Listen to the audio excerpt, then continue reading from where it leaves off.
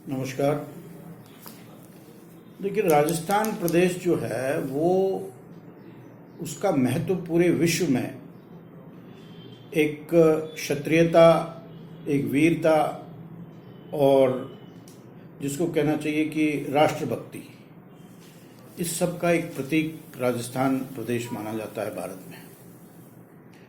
और राजस्थान को अगर अंतर्राष्ट्रीय दृष्टि से हम देखें तो आज जिसको हम टूरिज्म कहते हैं या पर्यटन कहते हैं, राजस्थान की इकोनॉमी, राजस्थान की जो जिसको कहना चाहिए कि इकोनॉमी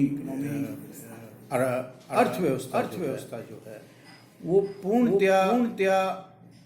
टूरिज्म पर बहुत डिपेंड करती है। हमारे यहाँ जो पुराने गढ़, किले, हवेलियाँ, हमारे धोरे और हमारे यहाँ के नृत्य, हमारे यहाँ का लिबास, हमारे यहाँ के पहनने की शैली, हमारे यहाँ के खाद्य की शैली, हमारे यहाँ के विचारधारा,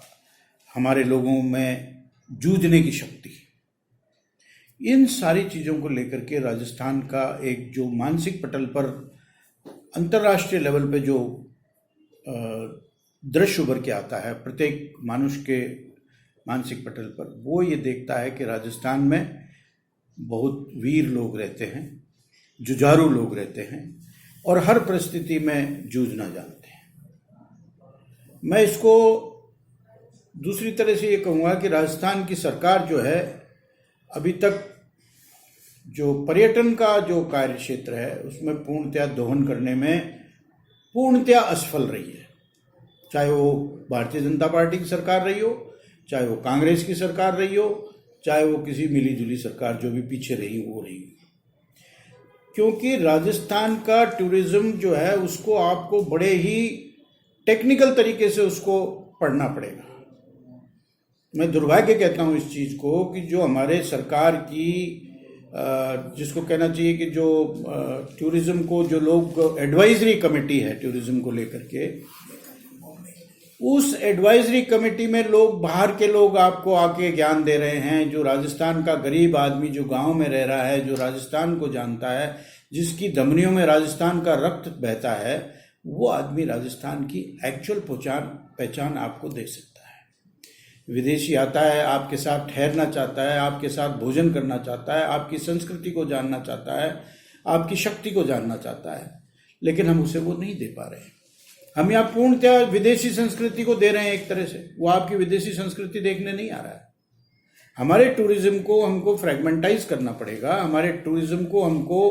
अलग अलग क्षेत्र में बांटना पड़ेगा। स्पिरिचुअल टूरिज्म जो है वो अपने आप में एक बहुत बड़ा अट्रैक्शन है, जिसमें हमारा भारत का ही टूरिज्म, भारत का ही जो पर्यटक होगा वो बहुत उसमें आएगा। राजस्थान की जो एडजॉइनिंग स्टेट्स हैं, उत्तर प्रदेश है जिसमें आधा राजस्थान गोवर्धन है या मथुरा है या पूरा वो जो क्षेत्र है जिसको हम बोलते हैं ब्रज का क्षेत्र है, हमारे यहाँ बालाजियों के मंदिर हैं। तो एक जो स्पिरिचुअल टूरिज्म है वो एक अपने आप में अपना सब्जेक्ट है। आजकल खान पान को लेकर के, विशुद्धता खान पान की, उसको लेकर के एक बहुत बड़ा लोगों के मन में वो है, एक प्रश्न चिन्ह है कि हम क्या खा रहे हैं, क्या हम यूरिया खा रहे हैं, क्या हम जो है वो दवाइयाँ खा रहे हैं, क्या हम शुद्ध खान पान नहीं खा पा रहे हैं। तो उसको लेकर के आप एग्रीकल्चर टूरिज्म को प्रमोट कर सकते हो, उस पर आप शोध कर सकते हो, उस पर जो लोग इसको जानते हैं उन लोगों को आप बुला करके उनसे आप इस बारे में तय कर सकते हो। मैंने आज तक राजस्थान की एडवाइजरी कमेटी में, यानी कोई सी भी सरकार रही हो, मैं ये नहीं कह रहा, मैं कोई किसी सरकार को क्रिटिसाइज नहीं कर रहा, लेकिन मैं ये कह रहा हूँ कि किसी भी सरकार ने अपनी एडवाइजरी कमेटी में किसी भी टूरिज्म से जुड़े हुए व्यक्ति के जिसकी विशेष योगदान इस चीज में रहा हो उसको जोड़ा ही नहीं है। आपने बड़े बड़े लोगों के नाम, बड़े बड़े महलों के नाम, बड़े बड़े हवेलियों के नाम उनको आपने जोड़ लिया हो, लेकिन जो चीज एक उस महल का रहने वाला